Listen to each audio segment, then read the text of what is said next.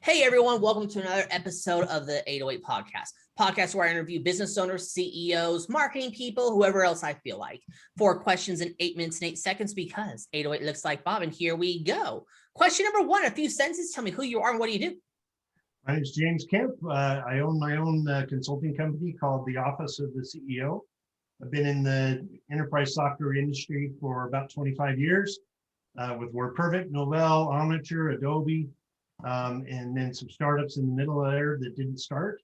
My focus for most of my career has been on business operations. So I was part of an organization that grew from 300 million to 3 billion over about a 10-year period.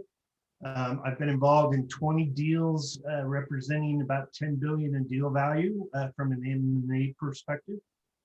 Built a partner program that generated 3 million a year. Built a large account, the first industry first large account support program that generated about 50 million a year. Hired as the key leader in the hiring and training of 1,000-person technical support organization. So lots of shout outs in terms of things that I've been involved with. But basically, I'm a sanctioned troublemaker is really kind of the way I would describe it. And you like saying the word million a lot.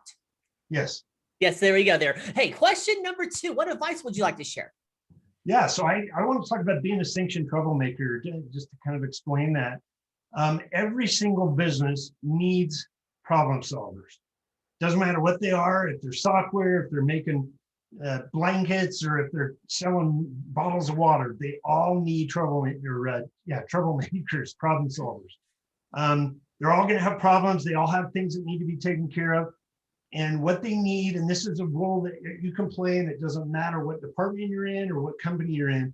If you look for problems and then you identify what the outcome needs to be, okay, and then you make that very clear so that everybody involved in the process understands the outcome, okay, then you do key performance indicators for driving that process. So it has to be productivity-based, not activity-based. Mm-hmm. You've got to be very clear on the details in terms of what are the key metrics that you're going to use to monitor progress and drive execution. Then you've got to determine who the owners are, and you need one throat to choke. So if there's multiple people, identify one who's going to be the leader of that group, right? Or spread it out and carve it out.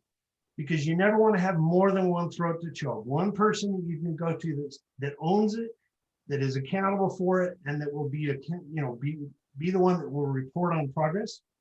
You then need to create a dashboard or some kind of reporting system that allows you to monitor progress and monitor how things are going. And once again, it needs to be productivity based, not activity based.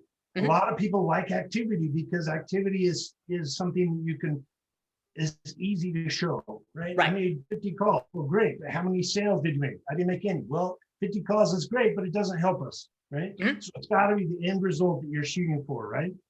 And then you got to hold people accountable.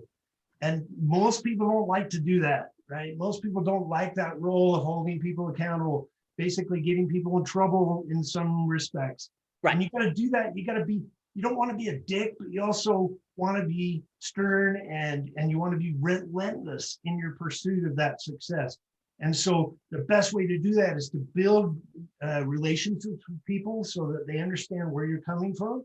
But also you want to avoid giving people wiggle room, and you just want to say, look, you said you were going to do this. This is what happened. We need it to be better, or we didn't meet our goal. We got to keep going. We got to keep working.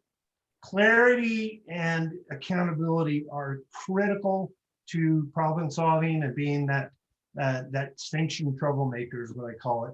What is measured improves, and what is measured and reported on improves faster is kind of my mark. Also, one thing I like about what you said, it's not just about finding the problems, it's about finding solutions. Yeah. Because that always, again, even personal life, everything, if someone tells me there's a problem and I say, well, how do you fix it? Well, we have a problem. Well, how do you fix it? But there's a problem. Those people just annoy me beyond the wazoo. Well, and you don't want to go to your boss and say, hey, I found this problem, but I don't really have a solution. The best way to be successful in an organization is when you find a problem, create a solution, or at least a plan for a solution, and then go to your boss and say, here's what's wrong. Here's what I think we should do. I want to grab the ball and go. And executives and senior leaders love that because they hate people just walking in, dumping a big old pile of crap on their desk saying, hey, here's the problem. Let me know what you want to do. Nobody likes that. Absolutely. Hey, let's get to question number 3. It is time for shout outs. So who are you shouting out? There's several that have been critical in my career. First is Brad Rencher. He was the senior, EVP and general manager of the Adobe digital experience business.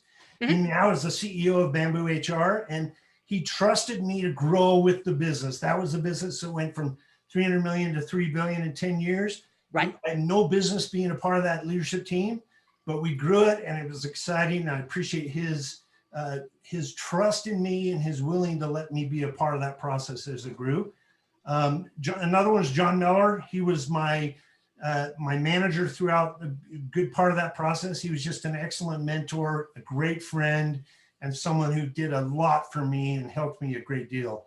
Gloria Chen, who is the chief people officer at Adobe, excellent mentor and example, and someone who I could turn to a lot during those difficult times when things were growing so fast. Right. And she was willing to give me input and feedback and things like that.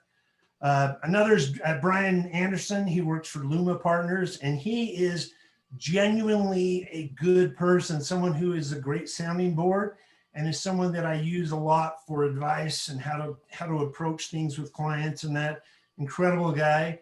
And then Mike Dodd at Silverton Partners is the last one. And he rolled the dice on me. He put me into a role with M&A where we did 20 deals, 10 billion in deal value. Once again, I had no reason to be in that role, and he trusted me and helped me build it out. And it really created an opportunity for me in my career beyond what I would have normally had. Perfect. I'll look them up there. Hey, we got 1 minute and 13 seconds left. Let's get to question number 4, final fun question. Tell me about your first sale. Okay, I had a retail silk plant business in high school. So a senior in high school, I had a partner that was a little bit older. We went in and we sold a ton of silk plants to a regional restaurant chain. We bid the wrong price and we gave it to them much lower than we should have. So we still made money, but not nearly what we should have. And it was a huge, valuable lesson for me to be careful and make sure you have your ducks in a row before you go in. We didn't think they were going to buy it, so we were a little flustered, but it was a great experience and something I applied to the rest of my life. Love it. Hey, James, you got 30 seconds left. You want to do some quick promo time? Yeah, so the OCEO is basically, it's based on the office of the CEO. It's basically a series of strategies, techniques, tools, etc., that basically go in and look at a business, its current state, kind of do an audit, for lack of a better term, figure out what's wrong, help them identify the areas that they're struggling with, help them build the guardrails and those swim lanes that will make them successful. And then actually, James, that is time. I'm sorry, I got to cut you off. It's been 8 minutes and 8 seconds. Yeah, pulled it off. 4 questions in 8 minutes and 8 seconds. Why is it 8 minutes and 8 seconds? Because you are Bob. Exactly. There, your website. Say it real quick. TheOCEO.com. It's in the description. It's magic. James, thank you so much for being on. Tip of the hat to you. Thanks, Bob. You're welcome. For everyone else watching or listening, I'm legally required to tell you to like, share, comment, subscribe, thumbs up, ring the bell, whatever the heck the social media network tells you to do. You all have a good one now. Talk to you later. Bye.